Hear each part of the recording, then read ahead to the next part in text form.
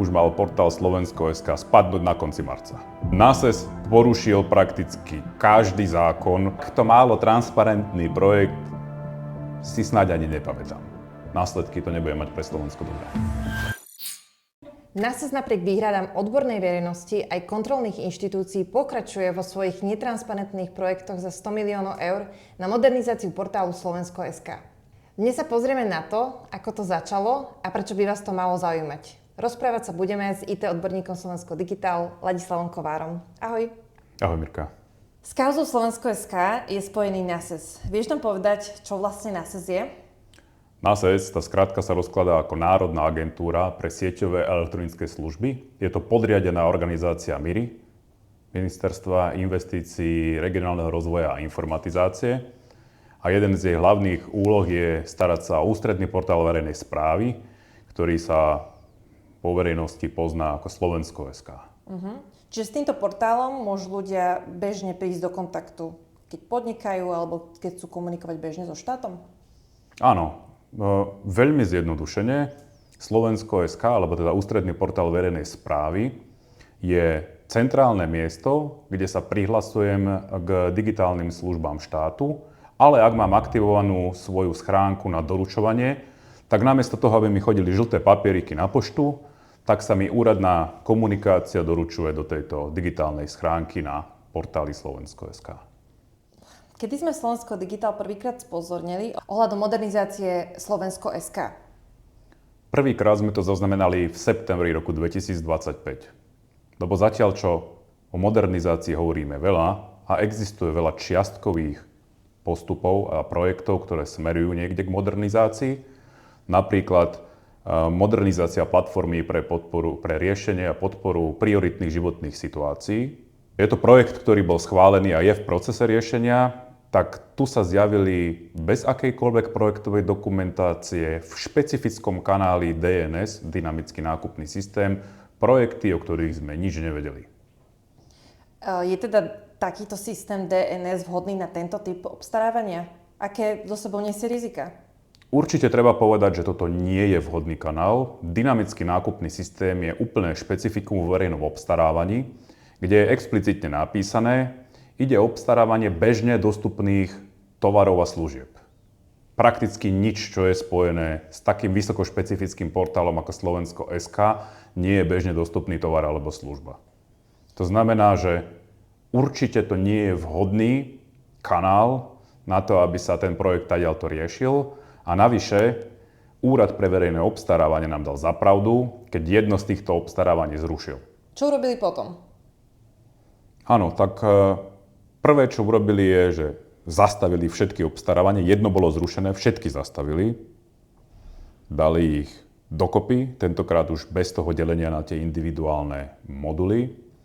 A následne sa pokúsili prejsť štandardnou cestou, teda cez hodnotenie útvaru hodnoty za peniaze. A zároveň začali mediálne tvrdiť, že Slovensko.sk je v havarijnom stave, že im tam horia servery a neskôr aj vystúpili na Bezpečnostnej rade vlády a potom predložili tento projekt ako strategickú investíciu. Prečo strategickú investíciu? To nie je predsa nemocnica. Je to presne tak. Strategická investícia alebo zákon o strategických investíciách je na základe smernice, ktorou sa Európska únia pokúša zrýchliť sieť, najmä najmä dopravnú sieť v Európskej únii. Proste má nejaké priority, chce, aby z hora dole a zľava doprava sa cez Európsku úniu dalo dostať. A chce, aby sa zrýchlilo posudzovanie, zrýchlilo konanie, zrýchlilo vyvlastňovanie pozemkov a podobne. Týka sa to primárne stavieb. Dokonca je tam explicitne napísané, že nehmotný majetok môže byť na najvýš 50% z toho hmotného majetku. Štát ale tvrdí, že portál Slovensko.sk je v havarijnom stave. Je tomu tak skutočne? Štát to síce tvrdí, ale nás ešte o tom nepresvedčil. Napriek tomu, že NASES na jeseň 2025 si nechal vypracovať znalecký posudok od znalca, ktorý je spájaný so všelijakými pochybnými kauzami A následne aj MIRI si nechalo vypracovať druhý znalecký posudok. Tentokrát to už bol Ústav súdneho inžinierstva pri Žilinskej univerzite. Ten sa nám dostal do rúk, ten sme videli a nad jeho kvalitou sme teda žasli. Prečo? Povedzme, že podľa tohto posudku už mal portál Slovensko.sk spadnúť na konci marca. Môžeš nám povedať, čo konkrétne Slovensko Digitál namietalo?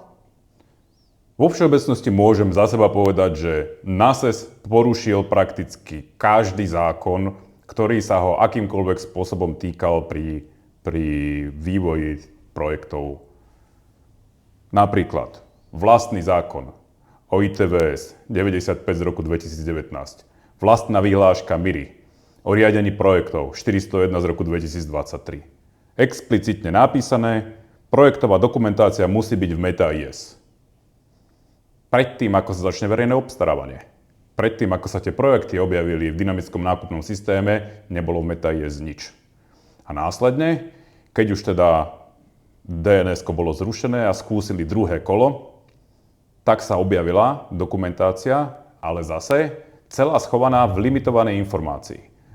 Ale ona neumožňuje celé dokumenty schovávať. A čo v praxi znamená, keď štát označí dokumenty ako limitovanú informáciu? Limitovaná informácia je inštitút, ktorý je zavedený zákonom o utajovaných skutočnostiach, ale pozor, to nie je utajovaná skutočnosť, ale je to spôsob, akým nesprístupňovať a nezverejňovať určitých druh informácií, ktoré majú povahu ohroziť nejakú bezpečnosť. Ja to teraz budem veľmi zjednodušovať, ale v princípe ide o to, že kritickú infraštruktúru, napríklad aj Slovensko.sk, chceme chrániť a nechceme poskytovať informácie potenciálnym útočníkom. Ale z môjho pohľadu ide primárne o informácie technického charakteru a rozhodne nie na úrovni tej CBAčky alebo na úrovni projektového zámeru. Tam vôbec nevidím, prečo by tam nejaké informácie nemali byť poskytnuté verejnosti. Zároveň ale treba povedať, že my nehovoríme, že limitovanú informáciu nemožno vôbec použiť. My tvrdíme, že spôsob, ktorým to používa NASES, je v rozpore so zákonom. Oni totiž to majú zobrať dokument a ak je tam nejaká informácia, ktorá je limitovaná, tak ho majú vyčierniť. A potom to poskytnúť všetko ostatné, poskytnúť napríklad podľa infozákona alebo podľa iných zákonov verejnosti. Ale NASES to robí inak. NASES celý dokument nesprístupní a povie, že to je limitovaná informácia. Ústami predsedu Národného bezpečnostného úradu máme potvrdené, že NASES neaplikuje tento inštitút správne. Čiže ak minister hovorí, že NASES postupoval transparentne, môžeš povedať, že by klamal? Môžem určite povedať, že takto málo transparentný projekt si snáď ani nepamätám. Nepočítame tie, ktoré sú úplne v tzv. Režime, to znamená utajované skutočnosti, plne utajované. Tam nevidíme nič. Ale okrem toho, toto je možno najmenej transparentný projekt. Pred 2 rokmi sa v rámci tohto projektu hovorilo o 27 miliónov. Prečo je to teraz až 130 miliónov? To je dobrá otázka. A je pravda, že ten pôvodne schválený projekt, ktorý mal podporovať životné situácie a zlepšiť teda portál Slovensko.sk, bolo zhruba 27 miliónov. A následne pribudli nové projekty, ktoré nikto poriadne nevysvetlil, neopodstatnil a ani presné sumy nepoznáme. Tie čísla, ktoré sa dozvedáme, sú častokrát iba z verejných vyjadrení pána ministra, prípadne z nejakých informácií, ktoré sú na vláde, alebo nejaké iné. My presne nevieme, koľko to stojí. NASES tieto projekty rozdelil na čiastkové moduly. Urobil tak preto, aby sa vyhol práve hodnoteniu útvaru hodnoty za peniaze? Vyzerá to tak. To prvotné rozdelenie do dynamického nákupného systému práve bolo také, aby to išlo v moduloch a každý ten modul bol menší ako 10 miliónov. A útvar hodnoty za peniaze sa informatickým projektom venuje vtedy, ak to je viac ako 10 miliónov. Ale táto kľúčka im veľmi nepomohla, lebo útvar hodnoty za peniaze, ak existujú moduly, 2 samostatné alebo viacero modulov, ktoré spolu navzájom súvisia a sú principiálne neoddeliteľné, tak oni ich posudzujú aj tak. Ale vzhľadom na to, že DNS, teda dynamický nákupný systém, nakoniec bol zastavený, tak tie projekty už teraz idú v kope a útvar hodnoty za peniaze ich posudzoval. A to sa dá dohľadať, to ich hodnotenie na webe Ministerstva financií. A kto vie čítať úradnícky jazyk, tak to je veľmi, veľmi zlé hodnotenie. Ako si vysvetľuješ, že NASE skôr dáva za pravdu jednému znalcovi ako štátnym analytikom z útvaru hodnoty za peniaze? Áno, to je pomerne zvláštny postoj. Zvlášť, keď jeden z tých znaleckých posudkov sme napadli a jeden z tých znaleckých posudkov je od znalca spájaných s najväčšími kauzami. To sa asi treba nás opýtať. Momentálne sme skoro rok od začiatku kauzy. Kde sa momentálne nachádzame? Na to je trošku komplikované odpovedať, pretože to prechádzalo pomerne turbulentným vývojom a navyše veľa informácií nie je verejne dostupných, ale podľa našich informácií prebieha tzv. Základná finančná kontrola v NASESe nad týmito projektami. Podľa našich informácií bola organizačná zmena, ktorá vyzerá tak, že bola práve kvôli tomu, lebo ľudia, ktorí už sú v NASESe dlho, nechceli byť podpísaní v tomto procese pod tieto nové projekty. Vytvorené celé nové oddelenie, nahajrovaní noví ľudia a podpisové kolečko vo vnútri organizácií prebieha. My vieme, že niekedy na začiatku júna minister Migal nahlas povedal, že pozastavuje podpisovanie, ale on myslel pozastavuje podpisovanie dozornou radou. To je trošičku niečo iné. Až dokým sa nestretne s premiérom, ale už sa spolu stretli a aký to má následok, či je to stále pozastavené, my vlastne nevieme. Čiže v súčasnosti vieme povedať, že ešte projekty nie sú podpísané. Vieme povedať, že k dnešnému dňu nie sú zverejnené v centrálnom registri zmluv, kde musia byť zverejnené. Čo sa teda stane, ak sa tieto zmluvy podpíšu? Aké sú reálne následky pre bežného občana? Neviem, či je úplne zodpovedné odpovedať na túto otázku bez toho, aby sme si rozobrali, čo sú tie projekty vo vnútri, ale tak skúsim to aspoň zjednodušene zhrnúť. Jedna veľká časť sú peniaze určené pre aktuálneho dodávateľa, ktorý na Slovensko.sk má vendor lock-in posledných 10 rokov. Môžeš popísať, čo je to vendor lock? Jasné. Vendor lock-in je taká situácia, keď nie je možné jedného konkrétneho dodávateľa systému informačného nahradiť. To znamená, že neexistuje nejaký iný dodávateľ, ktorý by vedel tohto pôvodného nahradiť a tým pádom on má veľmi silnú vyjednávaciu pozíciu, ktorú môže aj zneužívať a môže štát žmýkať a získavať z neho peniaze, ktoré by na normálnom, bežnom, konkurenčnom trhu nedostal. A veľká časť týchto prostriedkov, nevieme presne, ako som už povedal, zhruba 60 miliónov je určená práve jemu. To znamená, že teraz je tam zabetónovaný, nevieme ho odtiaľ dostať a my ho tam ešte zabetónujeme na ďalších 10 rokov. A potom sú tam nejaké ďalšie projekty, ktoré ale paradoxne nepomáhajú tomu kritickému stavu Slovensko.sk. Nejakým spôsobom ho neriešia, nejakým spôsobom ho nevylepšujú. Napriek tomu sa to NASE snaží obstarať v jednom balíku. Tieto iné projekty navyše vytvárajú aj duplicity. Napríklad, vyberme si povedzme remote signing, vzdialené podpisovanie, len veľmi v jednoduchosti. Dneska máme infraštruktúru, kde elektronický podpis sa vytvára na čipe na občianskom preukaze. Vzdialené podpisovanie je iný druh podpisovania, kde podpis sa bude vytvárať v bezpečnom module, napríklad teda v NASESe. Opäť, môže to mať svoj význam, ale nechápem, či my sme taká bohatá krajina, aby sme si mohli dovoliť vydržiavať dva rozdielne systémy, keď dneska už má prakticky každý občiansky preukaz s čipom a teda dokáže elektronicky podpisovať týmto občianskym preukazom. Alebo, dobre, poďme do toho, ale v tom prípade chcem vidieť plán, ktorý povie, že občianske preukazy s čipom už nebudeme ďalej používať na podpisovanie, namiesto toho ideme do nejakej inej alternatívy.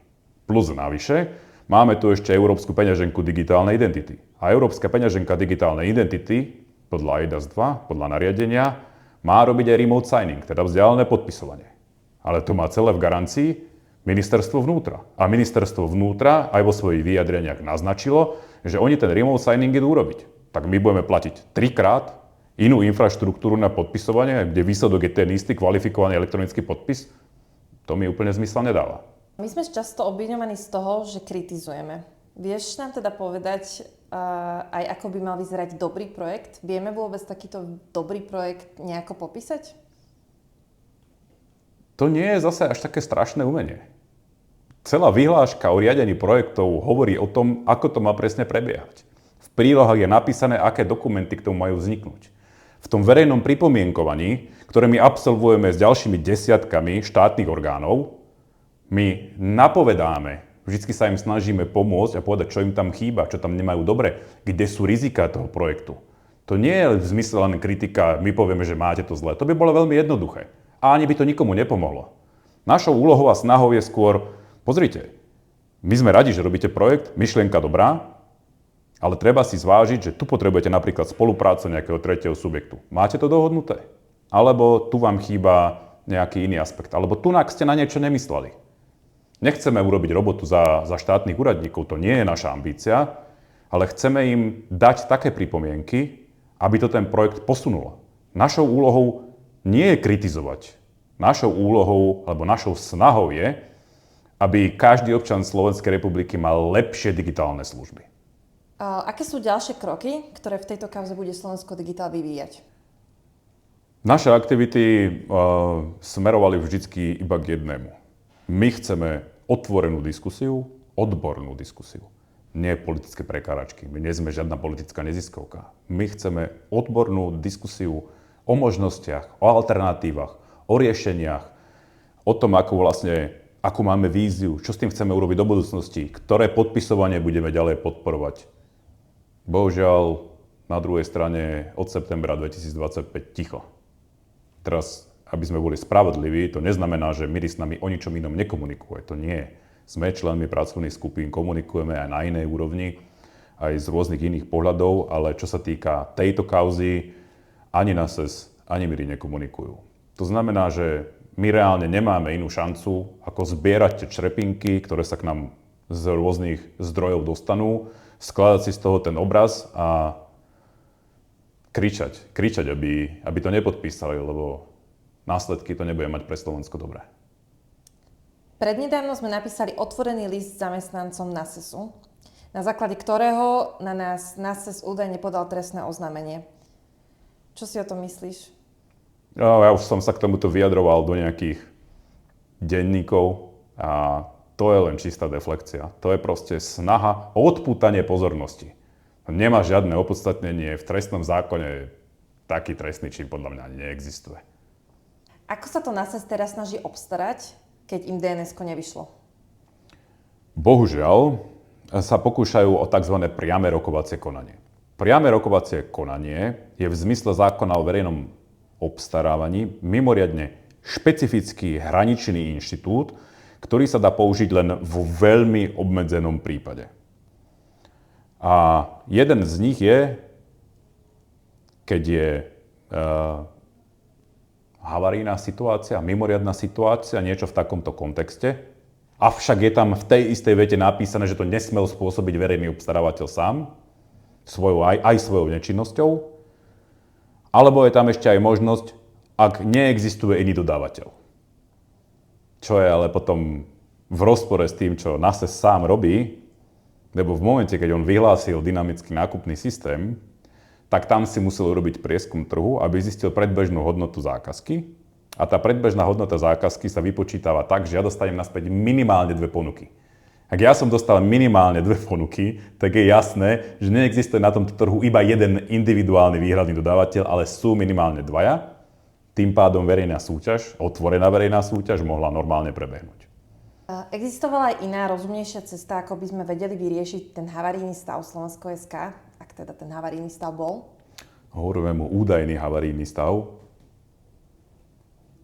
Iba zopakujem, čo som povedal na začiatku. My všetci vieme, že Slovensko.sk nie je v úplne dobrom stave a niečo s ním treba robiť. Avšak narratív NASESu že buď do toho investujeme 100 miliónov, alebo to celé zhorí, je proste falošná dilema. Napriek tomu, že NASE sám tvrdí, ako im to strašne do pol roka celé zhorí a spadne a nebude to fungovať, už sme nejakých 9 mesiacov, odkedy ten prvý znalec povedal, že do pol roka to zhorí, stále sa nič nestalo. To neznamená, že NASE sedí s založenými rukami. Tam sú reálni odborníci, ktorí sa snažia o to, aby to nepadlo, aby to nezhorelo. Dokonca na konci roka 2025 v rámci toho projektu nakúpili kontajnerizačnú a virtualizačnú platformu pre našich poslucháčov a divákov najjednoduchšie nakúpili nový hardware s orchestračnou vrstvou, aby im to tam celé fungovalo, na ktorý vedia časť toho Slovensko.sk premigrovať. Áno, nemusí to byť jednoduché, to sú legacy staré systémy, toto je nová virtualizačná platforma, určite to má nejakú komplexitu, ale existuje nový hardware, na ktorý sa dá migrovať. Ak odmigrujem nejakú časť na nový hardware, uvoľnia sa mi tie staré zdroje, viem ich nejakým spôsobom pospájať dokopy a plus 100 miliónov cenovka za čo? Aby som aj vedel povedať, že dobre, máme 100 miliónov a vieme ich efektívne použiť. Ale ak na druhej strane je, že za 60 miliónov pre aktuálneho dodávateľa a dostanem čo? Čo bude ten reálny výsledok?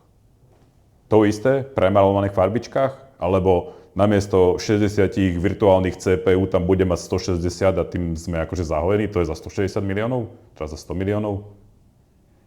Ja mám peniaze, nakúpim nejaké produkty, ale tie produkty potrebuje niekto aj udržiavať. Tam za tým je nejaká SLAčka. A povedzme, buďme konzervatívni a povedzme si, že náš náklad na SLAčku bude 1/10. 1/10 nadobudacej ceny. Štandardom býva niekedy 10, niekedy 15, niekedy 20, v závislosti od produktu. Keby sme len desatinu mali, to znamená, že my zaťažíme štátny rozpočet 10 miliónmi odteraz na každý ďalší rok v priebehu udržateľnosti, povedzme 5 rokov, možno 10. V čase konsolidácie. Keď sa na to pozrie bežný občan, uvidí, že za tých 100 miliónov bolo vytvorené niečo nové, zmodernizovaný portál Slovensko.sk. Prinesie mu to nejaké zrýchlenie alebo zlepšenie? Čo vlastne môže očakávať od takéto modernizácie? Teraz sa musíme opäť vrátiť k tomu, že tých 100 miliónov alebo 120 alebo o koľkých hovoríme, to nie je monolit. To sú dve kvázi samostatné časti. Aj ministerstvo alebo aj NASE to v určitom okamihu rozdeľovalo. Jedno sa hovorilo o projekte G2G, to môžeme chápať ako nejaký core systému Slovensko.sk. Netušíme, čo nám prinesie. To môže byť normálne len premalované farbičkami a blede ružovými, lepší dizajn, lepší vizuál a tam to skončí.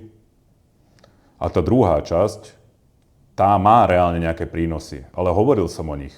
V momente, keď ideme do nejakých duplicít, alebo nebude aj triplicít, alebo objednávame niečo, čo už máme, tak je to teda veľmi otázne, čo nám to prinesie. A je tam ešte dokonca aj tzv. Bank ID, čo je spôsob, akým sa prihlásovať k digitálnym službám štátu a v niektorých krajinách to aj funguje.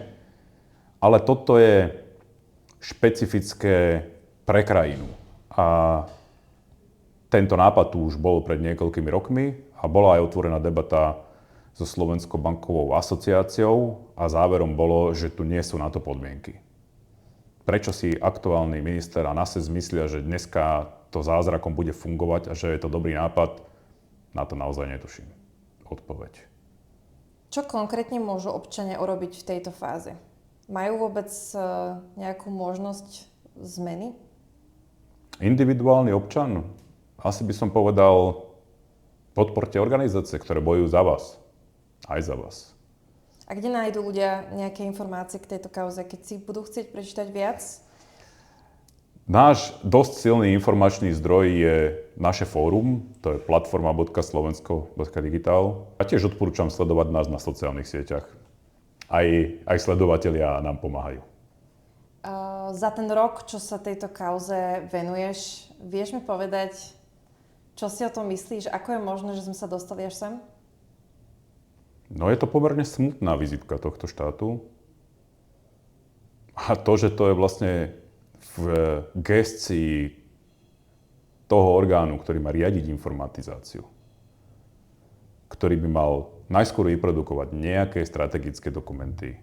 Potom by mal zabezpečiť, aby sa nevyvíjali duplicity na rozdielnych ministerstvách. Mal by mať jasnú víziu, kam chce sa dostať a akým spôsobom sa tam dostaneme, keď v gestii takejto organizácii NASES podáva projekty, ktoré prišli úplne z boku, nikto ich neodkonzultoval, nikto ich nevidel, nie sú zaradené v žiadnej koncepcii, sú to náhodné veci, ktoré si niekto vymyslel a povedal si, ako je to geniálny nápad.